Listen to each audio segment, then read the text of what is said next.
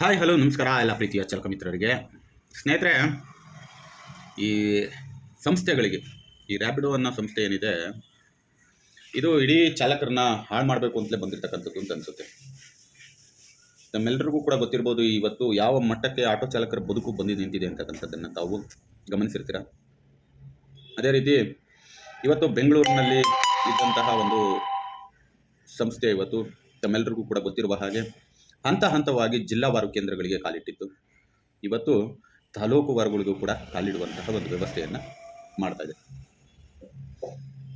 ಇಲ್ಲಿ ಆಟೋ ಚಾಲಕರುಗಳ ತಪ್ಪು, ಅವರು ಹಾಕಿ ಉದ್ಯೋಗ ಇಲ್ಲದೆ ರಸ್ತೆಯಲ್ಲಿ ಬಂದು ಸಾರ್ವಜನಿಕರ ಸೇವೆಗೆ ಅಂತ ನಿಂತಿದ್ದು ತಪ್ಪು, ಇಲ್ಲ ನಾಲಾಯಕ ರಾಜಕಾರಣಿಗಳನ್ನು ನಂಬಿ ಉದ್ಯೋಗಗಳನ್ನ ತನ್ನ ಸ್ವಯಂ ಉದ್ಯೋಗವನ್ನು ಸೃಷ್ಟಿಸಿಕೊಂಡಿದ್ದು ತಪ್ಪು, ಉದ್ಯೋಗಗಳನ್ನು ಕೊಡೋಕ್ಕೆ ಯೋಗ್ಯತೆ ಇಲ್ಲದೆ ಇರತಕ್ಕಂತಹ ಸರ್ಕಾರಗಳನ್ನು ನಂಬಿದ್ದು ಆಟೋ ಚಾಲಕರು ತಪ್ಪು.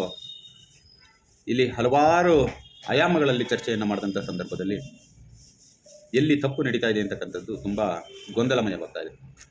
ಸ್ನೇಹಿತರೆ, ತಮ್ಮೆಲ್ಲರಿಗೂ ಕೂಡ ಗೊತ್ತಿರ್ಬೋದು, ಬೆಂಗಳೂರು ನಗರದಲ್ಲಿ ಇದಕ್ಕೆ ಸಂಬಂಧಪಟ್ಟಂತೆ ಹೋರಾಟಗಳು ನಡೀತು, ಹಾರಾಟಗಳು ನಡೀತು. ಕೊನೆಗೆ ಎಲ್ಲರೂ ಕೂಡ ಮೌನವಾಗಿರುವಂಥದ್ದನ್ನು ಕೂಡ ತಾವುಗಳು ನೋಡಿರ್ತಾರೆ.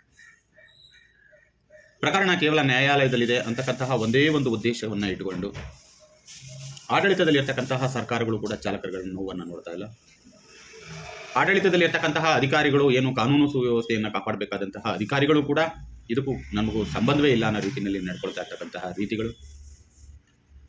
ಇದೆಲ್ಲದಕ್ಕಿಂತಲೂ ಮುಖ್ಯವಾಗಿ ಸತತ ಒಂದು ವಾರದಿಂದಲೂ ಕೂಡ ಶಿರಸಿ ನಗರದಲ್ಲಿ ಮತ್ತು ಶಿರಸಿಗೆ ಸಂಬಂಧಪಟ್ಟ ಲೋಕಲ್ ಪತ್ರಿಕೆಗಳಲ್ಲೂ ಕೂಡ ಬಹುದೊಡ್ಡ ಚರ್ಚಿತವಾಗ್ತಿರ್ತಕ್ಕಂತಹ ವಿಚಾರ ಏನಂದರೆ,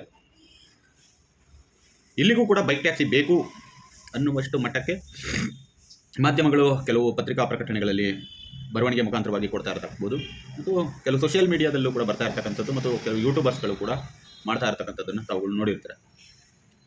ಇವತ್ತು ಬೆಂಗಳೂರು ಮತ್ತು ಕರ್ನಾಟಕದ ಜನಸಂಖ್ಯೆಯನ್ನು ಹೊರತುಪಡಿಸಿ ಹೊರ ರಾಜ್ಯದಿಂದ ತೆಗೆದುಕೊಂಡು ಬಂದಿರತಕ್ಕಂತಹ ಜನಗಳಿಗೆ ಉದ್ಯೋಗಗಳನ್ನ ಕೊಡಬೇಕು ಅಂತಕ್ಕಂತಹ ಒಂದು ಉದ್ದೇಶವನ್ನು ಇಟ್ಟುಕೊಂಡಿರ್ತಕ್ಕಂತಹ ಸರ್ಕಾರಗಳು ಈ ರೀತಿಯಾಗಿ ಅನಧಿಕೃತವಾದಂತಹ ಉದ್ಯೋಗಗಳನ್ನ ಸೃಷ್ಟಿ ಮಾಡೋದ್ರ ಜೊತೆಯಲ್ಲಿ ಕರ್ನಾಟಕದನ್ನ ಇರ್ತಕ್ಕಂತಹ ಸ್ವಯಂ ಉದ್ಯೋಗಿಗಳಾದಂತಹ ಆಟೋ ಚಾಲಕರುಗಳ ಜೀವನವನ್ನು ಸಂಪೂರ್ಣವಾಗಿ ನಿರ್ನಾಮ ಮಾಡೋದ ಕಡೆಗೆ ಸರ್ಕಾರಗಳು ಮತ್ತು ಇಲಾಖೆ ಅಧಿಕಾರಿಗಳು ಗಮನವನ್ನು ಹರಿಸ್ತಾ ಇದ್ದಾರೆ. ಜಿಲ್ಲಾವಾರು ಕೇಂದ್ರಗಳಲ್ಲೂ ಕೂಡ ವೈಟ್ ಬೋರ್ಡ್ನಲ್ಲಿ ವಾಹನಗಳು ಎಗ್ಗಿಲ್ಲದೆ ಸರ್ವಿಸನ್ನು ಕೊಡ್ತಾ ಇದ್ರು ಕೂಡ ಮಾನ್ಯ ಜಿಲ್ಲಾಧಿಕಾರಿಗಳು ಮತ್ತು ಸಂಚಾರ ವಿಭಾಗಕ್ಕೆ ಸಂಬಂಧಪಟ್ಟ ಪೊಲೀಸ್ ವರಿಷ್ಠಾಧಿಕಾರಿಗಳು ಯಾವುದೇ ರೀತಿಯಾದ ಕ್ರಮವನ್ನು ಕೈಗೊಳ್ಳದೇ ಇರತಕ್ಕಂಥದ್ದು, ಇಂತಹ ಸಂಸ್ಥೆಗಳಿಗೆ ಕೈಗೊಂಬೆಗಳಾದ್ರ ಸಾರಿಗೆ ಇಲಾಖೆ ಮತ್ತು ಇಲಾಖೆ ಅಧಿಕಾರಿಗಳು ಅಂತಂದರೆ ಸ್ಪಷ್ಟವಾಗಿ ಗೊತ್ತಾಗುತ್ತೆ ಹೌದು ಅಂತ. ಇಡೀ ಕರ್ನಾಟಕಕ್ಕೆ ನ್ಯಾಯಯುತವಾದಂತಹ ಕೇಂದ್ರ ಬಿಂದುವಾಗಿರಬೇಕಾದಂತಹ ಬೆಂಗಳೂರು ಯಾರನ್ನ ಬೆಂಗಳೂರಿನ ಅಧಿಪತಿಗಳು, ಆಟೋ ರಿಕ್ಷಾ ಸಂಘಟನೆಗಳಿಗೆ ಅಧಿಪತಿಗಳು, ಕ್ಯಾಬ್ನ ಸಂಘಟನೆಗಳಿಗೆ ಅಧಿಪತಿಗಳು ಅಂತ ಅಂದ್ಕೊಂಡು ಹೋರಾಟದ ಒಂದು ಮಜಲನ್ನು 2023ರಲ್ಲಿ ಮಾಡಿದ್ದು ಇವತ್ತಿನವರೆಗೂ ಕೂಡ ಅದೇ ಒಂದು ಗುಂಗಿನಲ್ಲಿದ್ದಾರೋ ವಿನಃ ವಾಸ್ತವತೆಯಾಗಿ ಚಾಲಕರುಗಳಿಗೆ ಆಗ್ತಿರ್ತಕ್ಕಂತಹ ನೋವುಗಳ ಸಮೀಕ್ಷೆಗಳಿಲ್ಲೂ ಕೂಡ ಆಗ್ತಾ ಇಲ್ಲ. ವ್ಯಾಪಾರೀಕರಣದ ಕೇಂದ್ರ ಬಿಂದುವಾಗಿ ಪರಿವರ್ತನೆಯಾಗಿರ್ತಕ್ಕಂತಹ ಕೆಲವು ನಾಯಕರು, ಇವರನ್ನೇ ಅಣ್ಣನಿಗೆ ಜೈ ಅನ್ನುವಷ್ಟು ಮಟ್ಟಕ್ಕೆ ಬಂದಿರತಕ್ಕಂತಹ ಚಾಲಕರುಗಳು ಇವತ್ತು ಹಾಸನದಲ್ಲಾಗ್ಬೋದು, ಮೈಸೂರಲ್ಲಾಗ್ಬೋದು, ಮಂಡ್ಯದಲ್ಲಿ, ಬೆಳಗಾವಿಯಲ್ಲಿ ಹಲವಾರು ಜಿಲ್ಲಾವಾರು ಕೇಂದ್ರಗಳಲ್ಲಿ ಚಾಲಕರುಗಳು ಹೋರಾಟಗಳನ್ನ ಮಾಡ್ತಾ ಇದ್ದರೆ, ಬೆಂಗಳೂರು ಇಡೀ ರಾಜ್ಯಕ್ಕೆ ಮಾರ್ಗದರ್ಶನ ಮತ್ತು ಇಡೀ ರಾಜ್ಯದಲ್ಲಿ ಆಗ್ತಕ್ಕಂಥ ನೋವುಗಳನ್ನು ನಮ್ಮ ನೋವು ಅಂತ ಪ್ರತಿಭಟಿಸಬೇಕಾದಂತಹ ಕೆಲವು ನಾಯಕರುಗಳು ವ್ಯಾಪಾರೀಕರಣದಲ್ಲಿ ಸಂಪೂರ್ಣವಾಗಿ ಮುಳುಗಡೆ ಆಗಿರ್ತಕ್ಕಂಥದ್ದು ತಮ್ಮೆಲ್ಲರಿಗೂ ಕೂಡ ಗೊತ್ತಿದೆ. ಇಲ್ಲೂ ಕೆಲವರು ಇದ್ದಾರೆ ಅಂಧಾಭಿಮಾನಿಗಳು. ಇವರಣ್ಣ ಮಾಡಿದ್ದೇ ಸರಿ, ನಮ್ಮ ಅಣ್ಣನಿಗೆ ಜೈ ಅನ್ನೋಷ್ಟು ಮಟ್ಟಕ್ಕೆ ಅಂಧಾಭಿಮಾನಿಗಳಾಗಿದ್ದೀರಾ. ನಿಮ್ಮ ಅಂಧಾಭಿಮಾನ ನಿಮ್ಮ ಕುಟುಂಬದ ನಿರ್ವಹಣೆ ಮೇಲೆ, ನಿಮ್ಮ ಮಕ್ಕಳಗಳ ಮೇಲೆ, ನಿಮ್ಮ ಎತ್ತ ತಂದೆ ತಾಯಿಗಳ ಮೇಲೆ ಇರಬೇಕು. ಎಲ್ಲಿ ಅನ್ಯಾಯ ನಡೆಯುತ್ತೋ ಅಲ್ಲಿ ಪ್ರತಿಭಟಿಸುವಂತಹ ಒಂದು ವ್ಯವಸ್ಥೆಯನ್ನು ತಾವು ರೂಪಿಸ್ಕೋಬೇಕು. ಅದು ನಿಮ್ಮ ಅಣ್ಣ ಮಾಡಿದ್ರು ಸರಿ, ನಮ್ಮಣ್ಣ ಮಾಡಿದ್ರು ಸರಿ, ಯಾರು ಮಾಡಿದ್ರು ಸರಿ.